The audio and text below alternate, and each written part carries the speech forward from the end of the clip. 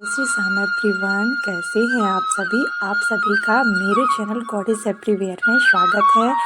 आज है साल का आखिरी दिन, मतलब आज है 31 दिसंबर और आज मैं जाने वाली हूँ भगवान महाकाल की नगरी महाकालेश्वर।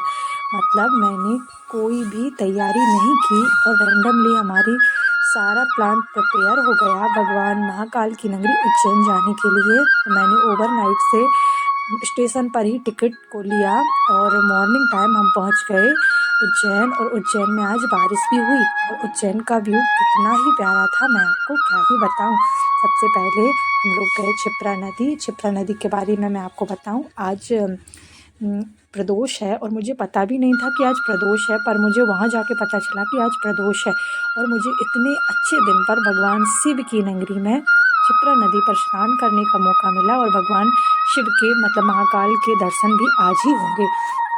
तो जो मोक्षदायिनी क्षिप्रा नदी है, इसके बारे में बताया जाता है कि यहाँ पे एक सिद्ध क्षेत्र है। मतलब कुंभ के 4 स्थानों में से एक क्षिप्रा नदी का भी स्थान है, क्योंकि यहाँ पे अमृत कलश की कुछ बूंदें यहाँ पे भी छलकी थी, इसीलिए यहाँ पे सिंहस्थ कुंभ लगता है, आप सभी को पता होगा। और यहाँ पे वेद पुराण और साहित्य में भी इसके बारे में डिस्क्रिप्शन दिया है। तो फाइनली हम लोगों ने वहाँ पे स्नान किया और स्नान करने के जस्ट बाद हम लोग पहुँच गए भगवान महाकाल के मेन मंदिर में, जहाँ पे गेट पर ही एक छोटी सी गर्ल्स, बहुत क्यूट सी गर्ल्स वहाँ पे सभी को चंदन लगा रही थी। और भीड़ तो आज बहुत थी। अब देखते हैं भगवान जी के दर्शन हमको कितने अच्छे से होते हैं। पर जब मैं वहाँ पहुँची, भीड़ में लाइन में लगना कोई बड़ी बात नहीं था। फटाफट हम लोग सारे लोग लाइन में लग गए और लाइन में लगने के जस्ट बाद हमको सबसे पहले स्क्रीन पर भगवान जी के दर्शन हुए, जो मन को एकदम अद्भुत शांति देने वाले थे और अपने अंदर पॉजिटिविटी को ऐड करने वाले थे। उज्जैन के बारे में आप सभी को बहुत कुछ पता होगा कि उज्जैन में बहुत सारे शक्तिपीठ हैं, ज्योतिर्लिंग हैं। और कहा जाता है कि जो उज्जैन है वो तीर्थ राज तो है ही, साथ में मतलब उज्जैन एक ऐसी श्रेष्ठ जगह है जहाँ पे आपको जाने के बाद आपको बहुत ही अच्छी फीलिंग आएगी, मतलब बहुत ही अच्छा लगेगा। उज्जैन स्थित महाकाल बाबा का जो ज्योतिर्लिंग है वो सभी ज्योतिर्लिंगों में प्रमुख है, क्योंकि पुराणों में लिखा है कि आकाशे तारकम लिंगम पाताले हाटकेश्वरम मृत्युलोके च महाकालो लिंग त्रय नमस्ते। अर्थात आकाश में तारक लिंग है, पाताल में हाटकेश्वर लिंग है तथा मृत्युलोक में महाकाल ज्योतिर्लिंग स्थित है। सभी 12 ज्योतिर्लिंगों को नमस्कार। मतलब यहाँ की धरती पर एकमात्र महाकाल ज्योतिर्लिंग है जिन्हें कालों के काल महाकाल कहा जाता है। महाकाल मंदिर के सबसे ऊपरी तल पर नाग चंद्रेश्वर जी का मंदिर है।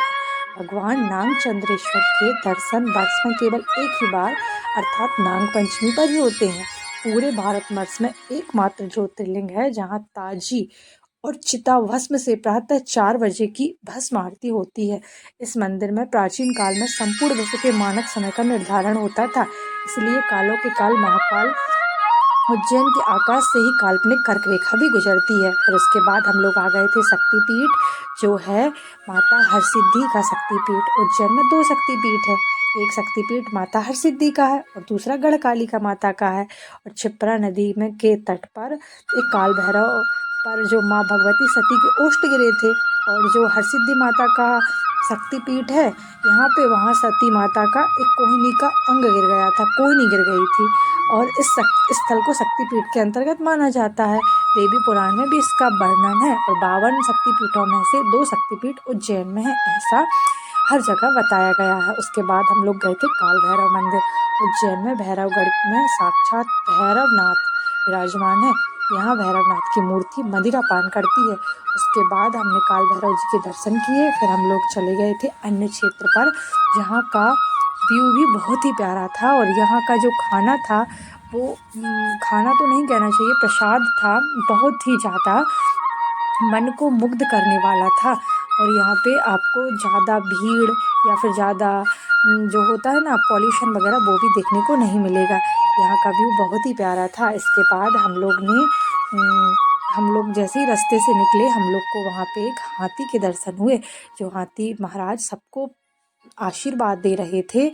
तो मेरे भाई को भी उन्होंने आशीर्वाद दिया, उसके बाद मैंने भी आशीर्वाद ले लिया और हम लोगों ने जो दक्षिणा थी वो महाराज जी को दी। मतलब जो हाथी वाले होते हैं ना, उनके साथ थे, उनको हमने कुछ दक्षिणा दी। और यहाँ पे ना सिद्धों की तपोभूमि है। उज्जैन कई सिद्धों और भगवानों की तपोभूमि माना है।